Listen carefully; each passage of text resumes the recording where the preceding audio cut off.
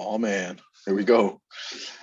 Yo, today's February 4th. It's Friday, and the markets are bananas. So I had to go live for y'all and just quickly talk about what's happening in the mortgage-backed securities market. So most loan officers, at least decent level loan officers, we're gonna subscribe to something called MVS Highway. It was created by Barry Habib. He's a legend in the lending game. We go on there just to kind of get an idea of where rates are headed, and it's a candlestick curve that, gosh, it's hard to explain when you're in the industry. So I'll do my best to explain it to the people watching, but just wanted to give you guys an update on where rates are headed and some of the things we're seeing, and just kind of give you an insight on some of the information we track. So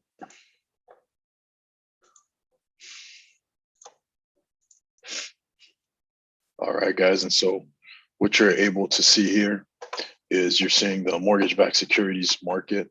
And so this is simply a candlestick curve. And for simplicity, what you see here is if you see a green candlestick, that means there was an increase in the yield.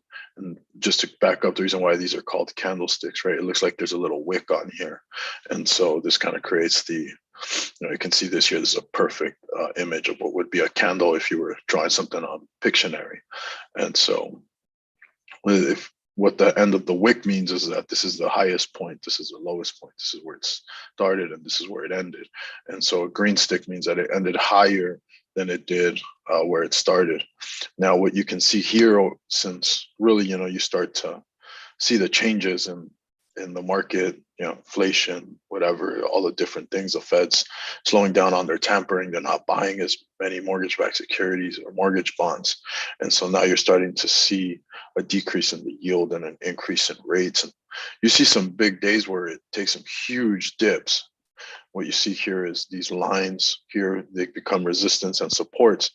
And so over the past couple of weeks, we were teeter-tottering with this level of resistance, right? So if you're pushing up against the line and you can't really break through, and you can see it would hit and bounce back, and if it would have broke through, it would have potentially gone up here, but it started to squeeze. And so then a good loan officer saw the squeeze, and so said, fuck, it's gonna go back down, so let's lock our rates right here. And what you then saw here is you saw a big dip. It bounced off this new support, right? Because it's supporting the line, it's supporting the yield, and breaks through. But then today we just collapsed, and we're going to break through probably 101. And so rates are going to go up. And you see here this 53 basis points adjustment. So 53 basis points, half a point, not in rate but in cost of rate, is somewhat the equivalent of about a quarter point in rate, depending on where the mortgage coupon is and what rate you're looking at. But it could be an eighth of a point, anywhere up to a quarter point in rate. So if you were not locked and your loan officer was quoting you 3.5, you're very likely not 3.75.